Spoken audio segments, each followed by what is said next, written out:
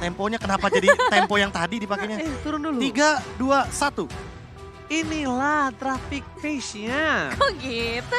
Ya. Jadi kayak aku. Oke, kita langsung menuju ke traffic pace di mana Fanny lagi-lagi ditutup bersama dengan Kaja Nevin. Fanny dan juga Kaja kayaknya masih benar-benar menjadi prioritas meskipun tadi di game sebelumnya kita lihat Kaja berhasil terlepas. Cuman ada Joy juga langsung menjadi prioritas dari Malvinas Gaming, masih diwaspadai. Cuma aku menunggu Valentina dan Farsha sih. Apakah ini dua hero ini bakal dibuka aja? Atau bakal diamankan salah satu? Kalau dibuka oke sih, karena kita tahu sendiri untuk Harley dia bisa mengamankan Valentina dan bahkan mengcopy dengan IMU. Satu skill yang nantinya akan mencuri sebuah ultimate dari hero tertentu ketika ditargetkan. Ketika melihat One-One yang di-ban, ini artinya akan menuju kepada Joel Crew. Karena kita tahu sendiri juga bahwa One-One dengan attack speed yang tinggi tentu dia akan memiliki mobilitas yang tinggi dan sulit sekali untuk ditangkap. Apalagi dengan item-item terbaru untuk sekarang yang membuat One-One makin lebih punya attack speed tinggi.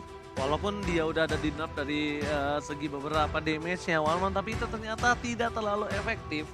Menurut gue pribadi, di mana balik lagi playernya yang bermain One-One ini akan bersinar atau tidak menggunakan One-One itu, Nevin. Tapi Valentina ternyata yang di-ban.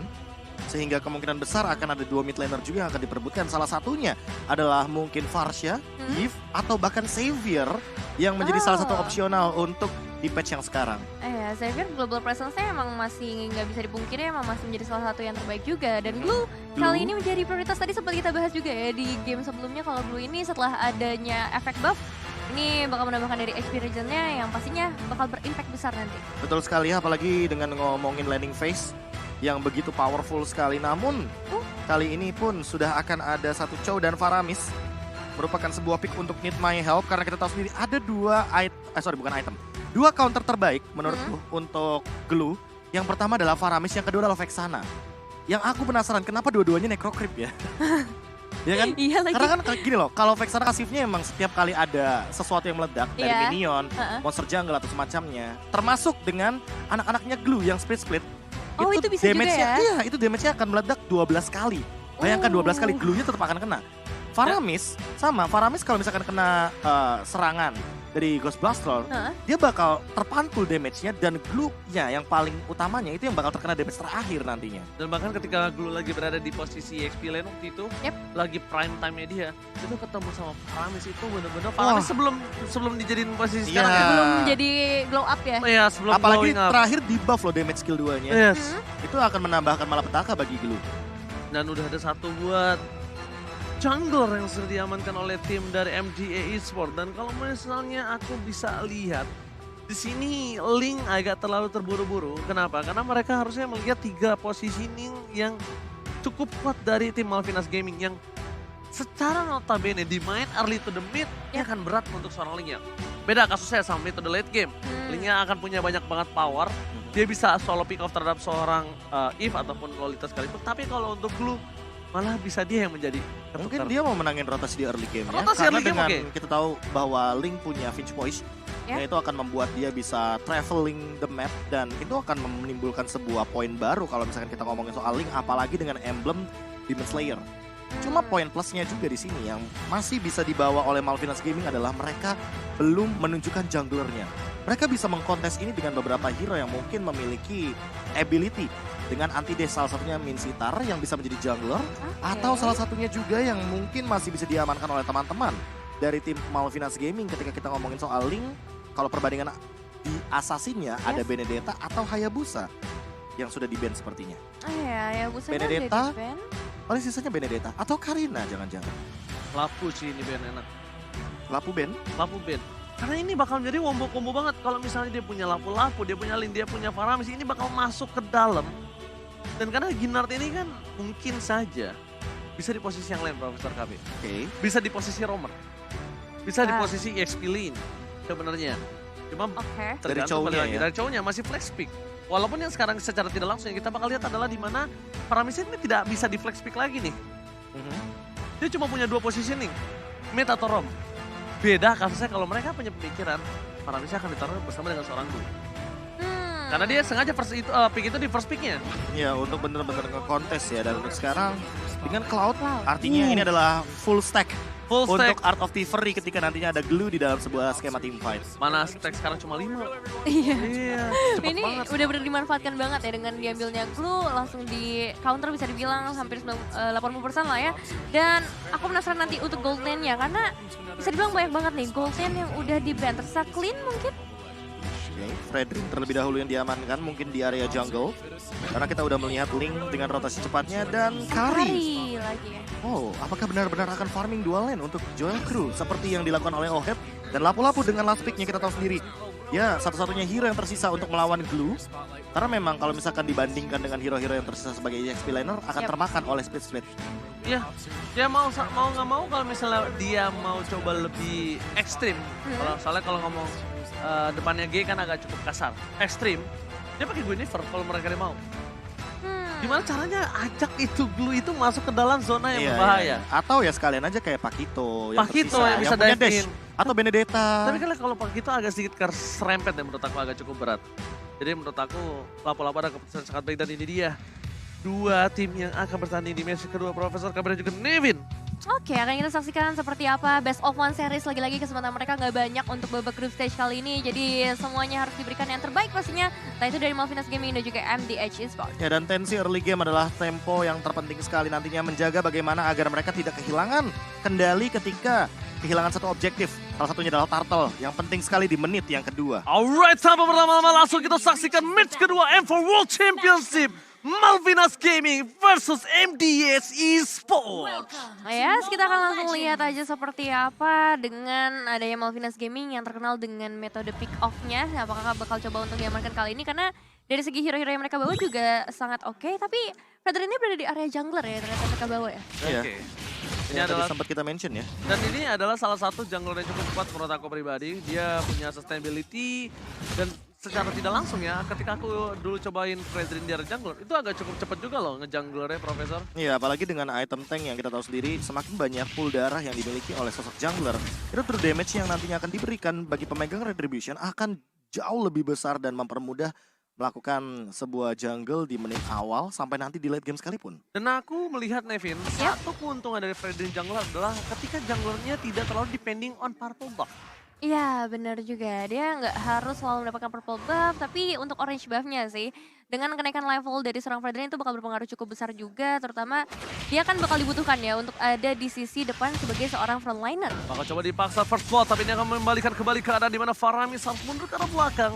Tidak mau menggunakan flicker trigger, disiplin yang bagus banget menurut gue pribadi. Kenapa? Karena calculate damage yang diperhatikan oleh tim dari Vietnam ini sangat-sangat penting loh Profesor KB. Tapi saya ingat drop of their top lane terambil dan harus mencoba mundur ke arah belakang ketika Link menghadapi Glue di early game. Ya, Glue nggak bisa ditumbangin oleh Link dan Link akan kehilangan banyak banget source skill yang dia miliki. Bahkan itu lihat deh, itu Joga level 4 dan untuk Dragonnya dia di level yang ketiga. Bayangkan bagaimana menjengkelkannya satu sosok Glue ketika berada di early game. Ini fase yang sangat menguntungkan tentunya dan harus secepat mungkin dilakukan snowball oleh teman-teman dari Malvinas Gaming itu sendiri. Betul.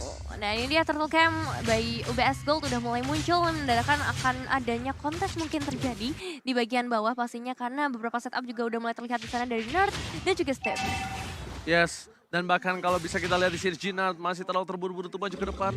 Informasi akan telah diberikan di mana Turtle-nya telah dipegang oleh para pemain dari tim Malvinas Gaming.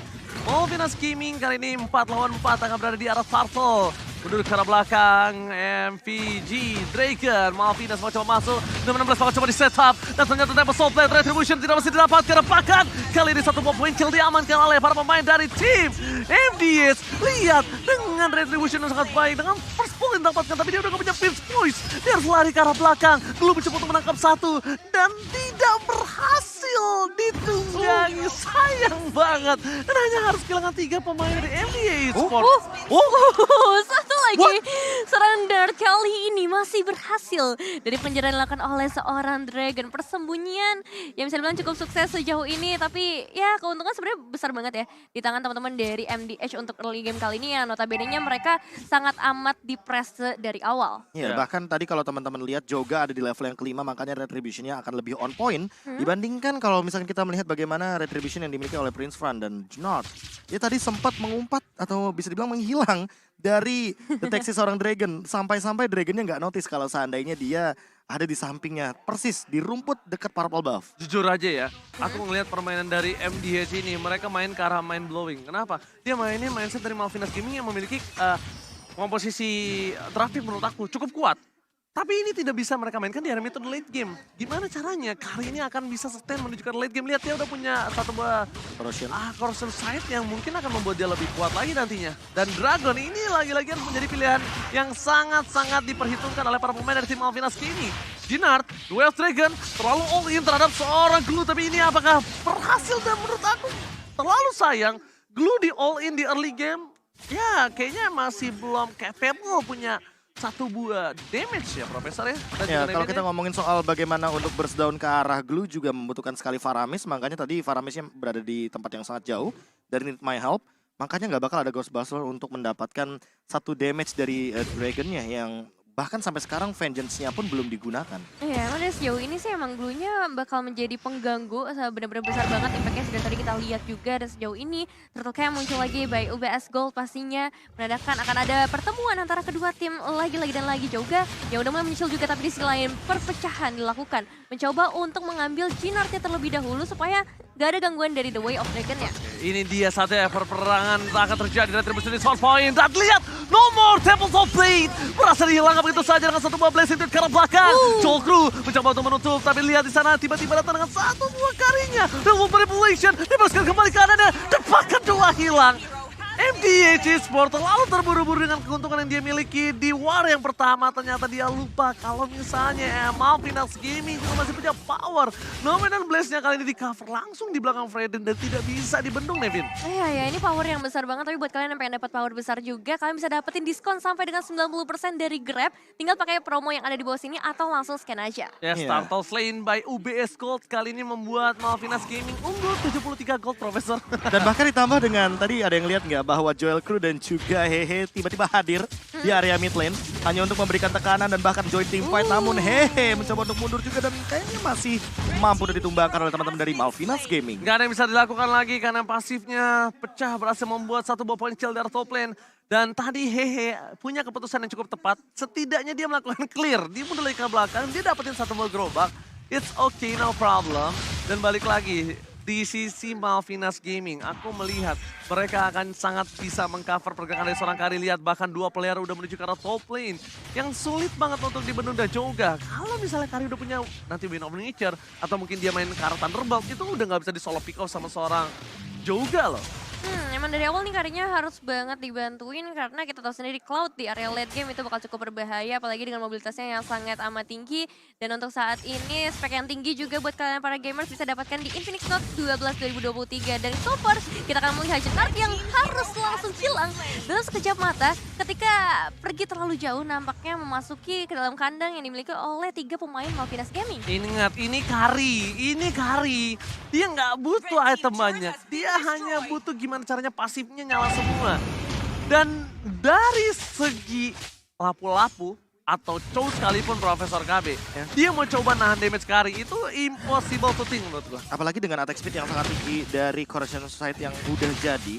Mungkin item keduanya juga akan menuju kepada Demon Hunter Sword agar nantinya Jinard dan juga bagaimana The King ini tidak bisa lagi membendung damage yang begitu tinggi. Ya, mereka keuntungan yang dimiliki dari tim MDH kali ini udah dibalikan kembali oleh tim Malvinas Gaming. Dragon, kita tahu yang dari tadi memiliki keuntungan dia Haris depan dan dia untuk di pick off butuh banyak banget soft skill. Dia menjadi posisi yang bagus, tapi lihat mana Blast masih melakukan satu, Reda bisa dikeluarkan, tapi lihat no sampai top lane again. Real Mort manipulation, kali ini dibuka untuk melakukan defensif, tapi lihat Cloud-nya gak bisa masuk lebih dengan buru-buru, dia nggak punya item. Kalau dia masuk itu namanya satu Nevin, menyerahkan nyawa kepada sang ilahi. Berpasrah saja ya, tapi ini satu eliminasi yang penting, apalagi kali ini mereka bisa dapetin space juga di area bottom lane menuju ke arah seorang The King ya. Ada Steph juga datang di waktu yang sangat amat tepat membuat Malvinas Gaming mendapatkan keuntungan yang besar Ranger Mas. One last hit! Dan lihat, satu wave still survive di bottom lane dan bahkan para pemain dari tim MDH mereka gagal mendapatkan seorang Harley. Cuma butuh satu poin atau bahkan one last hit yang nggak berarti didapatkan. Tidak ada pertukaran di arah bottom lane. King harus ditumbangkan. Dan sayang, seribu sayang. Karena menurut aku pribadi, Eve ini adalah menjadi salah satu orang yang bisa melindungi Malvinas Gaming ketika tim fight nanti, Profesor dan juga Nevin. Iya, apalagi kalau misalkan kita melihat dari tadi ya, posisi dari seorang Harley benar-benar berada di belakang sekali. Walaupun sempat di zone out sama Gnar, tapi follow up damage-nya juga ini belum cukup untuk menumbangkan ke arah Harley yang kita tahu sendiri. Real World Manipulation itu memiliki shield absorb, jadi dia akan lebih lama lagi ketika mengeluarkan ultimate di waktu yang bersamaan bisa ofensif dan bisa defensif. Oh, lihat The King mencoba untuk ke arah belakang. Duel Dragon terhadap seorang Lolita mencoba di follow up begitu saja. Saya masuk lead, dapat satu more point kill. Real World Manipulation, dia masuk lead. Dan Faramis goes out 5 dan ini dia. Membalikan kembali kanan yang dimiliki oleh seorang Faramis yang dimana Faramis menyelamatkan hari dari MDH Esport. Kalau tidak ada Faramis itu pasti instant point kill yang didapatkan oleh tim Malvinas Gaming, Nevin. Iya, sebenarnya udah banyak banget damage yang bisa dikeluarkan oleh Malvinas Gaming, tapi ketika ada Faramis di sana, nyawanya dikali 2, itu ngebuat dari MDH bisa bertahan dengan HP yang benar-benar masih prima banget sejauh ini. Langsung kabur semuanya. Curang. Langsung kabur semuanya. Stacknya full, langsung kabur. Bener banget, stacknya full kabur daripada nanti kena grab-grab ya. Ya, split, grab. Dan kalau bisa kita lihat, ini mereka mencoba mengarah ke arah satu buah wall. Tapi lihat, Wave Dragon telah dikeluarkan. Prince Farm harus mundur kali ini karena tidak boleh terlalu nafsu. Tapi lihat yang dilakukan terhadap para pemain dari tim MDH. Ada pecah 2 team fight yang terjadi dan bahkan mereka hanya bisa menukar 1 untuk 1. Ternyata 1 untuk 1 pun tidak. Dan ini keuntungan yang sangat jelas di tangan dari Malvinas Gaming selama mereka masih bisa bermain dengan tempo yang standar. Retribution telah didapatkan. Free Retribution. Free Lord for Malvinas Gaming. Iya, dengan terpecahnya tadi 2 fight yang ada, itu juga ngebuat Dragonnya bisa lebih enak buat melakukan zoning out, membuat dari MDH juga nggak bisa berbuat banyak, tapi mereka tetap harus melakukan trade sejauh ini, karena outer turret kemungkinan besar akan berhasil diruntuhkan, at least ada pertukaran ke bagian bottom outer turret. Iya, konsep permainan dari Malvinas Gaming adalah bermain front to back, atau bermain mengincar dari depan menuju ke arah belakang. Sementara kebalikannya MDH Esports, mereka punya Hehe. Mereka punya Cloud yang artinya mereka bisa melakukan backstep dari belakang. Sayangnya, target utama dari Joel Crew sebagai carry yang harusnya tanker seperti Gnar atau bahkan The King malah jadi Cloud yang begitu tipis dan begitu squishy untuk ditumbangkan. Ya, dan diingat, carry tidak bisa ditutup dengan 1 buah Wind of Nature. Ingat itu. Gak peduli Wind of Nature, tapi lihat dari Gnar. Jangan terlalu depan, ingat karinya bakal menempel pergerakan dari seorang Harley. Bakal coba tifat kembali, The Whale Dragon telah dikeluarkan. Tidak bisa di-follow out, Jinal tangan tumbang. Dan bahkan kali siapa sudah dikeluarkan for defensive. Mundur ke arah belakang, Faramis still save the day untuk tim MDH Esport. Tapi bukan itu problem utamanya. Gimana caranya mereka bisa mempertahankan base mereka dari super minion yang bergerak di 3 lane yang berbeda bersama dengan 1 ward yang free di arah top lane. Iya, itu Cold Altar yang benar-benar on time banget, tapi ya benar masalah berikutnya yang paling besar adalah untuk mempertahankan base turret mereka yang tersisa karena Lordnya udah mulai masuk memberikan damage yang cukup besar juga, membuat The King harus berada di bagian terdepan kali ini, membuat satu benteng pertahanan yang begitu besar, tapi lihat damage dari seorang Karinya nggak bisa ditahankan dan Cermas. Damage-nya gak bisa dibendung. Joel Crew, Profesor KB dan juga Nevin, aku udah bilang sebelumnya. Cho, Lapu-Lapu, mungkin ini 2 hero yang paling kuat di tangan dari MDH Esport itu gak bakal bisa bendung sama saya dan itemnya. Silahkan Profesor. Udah mau menuju ke arah Golden Staff sepertinya. Udah ada Wind of Nature juga untuk menahan Blazing Duet dari Hehe. Karena kita tahu sendiri dari tadi permainan Hehe mengincar ke arah belakang. 2 target dia, Harley dan juga Joel Crew. Tapi untuk sekarang udah menemukan jawabannya. Stilactite juga tetap ada di tangan dari Kari, seorang Joel Crew. Cuma yang paling nantinya akan menjadi malapetaka adalah ketika antara Steppy dan juga dari Dragon dan Prince Fran kalau misalkan dia sudah selesai dengan Blade Armor. Ini Hehe nggak bakal bisa punya target yang benar-benar optimal kalau mau main front to back. Karena itu Blade Armor akan sedikit menahan bagaimana pantulan damage fisikal yang dikeluarkan oleh Cloud. Oke, tapi kalau menurut aku pribadi Profesor KB ya, mereka punya charge gimana caranya lapu-lapu ini menuju ke arah Eve. Gimana caranya lapu-lapu ini bisa mendungin seorang Eve. Tapi lihat, Flicker dikeluarkan, Duel Trigger, di follow up damage dengan Nominal Blast bersama Real World Manipulation, fokus ke arah belakang, dapatkan Blazing Duet. Kali ini nggak bisa berhasil melakukan impact yang cukup tinggi. Damage-nya tidak bisa masuk dengan maksimal. Dan bahkan mereka harus mundur ke arah belakang ketika Jinard instant point kill. Dan untungnya ditukar dengan Harley. All in terhadap Harley setidaknya menjadi poin yang cukup penting untuk para pemain dari tim MDH Esport. Iya sih, terlihat fokus utama mereka dari MDH terutama tadi menuju ke arah Eve-nya. Karena memang dari tadi kita ngelihat banyak banget pergerakan dari MDH yang harusnya bisa dilakukan. Itu dihalangin sama efek slow dari Eve-nya itu sendiri. Dan tercam by UBS Gold sudah mulai terlihat kali ini untuk Lord-nya. Alright, Dragon bakal coba untuk melakukan rotasi ke arah bawah. Mencoba untuk membuka vision yang dimiliki dari tim Malvinas Gaming. Sedangkan Jolkru bersama dengan Prince Plane dia akan benar-benar cukup cepat untuk mendapatkan satu buah lot yang mungkin lotnya masih menit 12. Tidak terlalu kuat untuk ditumbangkan. Dan lihat Joga ini menjadi salah satu orang yang bisa melakukan adu retribution contest. Oh, Cloud-nya tiba-tiba terpick off. Tidak terlihat di dalam kamera. Tiba-tiba di arah mid lane dia terpick off begitu saja. Team fight akan coba terjadi. Dragon membuka begitu saja. Tapi para pemain dari tim Malvinas Gaming mereka ingin lebih fokus untuk mendapatkan Lord-nya. Memastikan kemenangan untuk tim mereka. Karena base-nya udah tidak punya pasif lagi. Tapi itu yang aku sempat sounding oleh seorang Nevin. Fredrin punya keuntungan. Tidak depending on purple buff. Ini ngebuat dia punya power yang besar banget, sustain-nya juga tinggi, tambah lagi ada sosok Dragon yang selalu siap juga di area terdepan. Meskipun kalau kita ngeliat dari line-up emang ini banyak banget counter yang menuju ke arah Blue.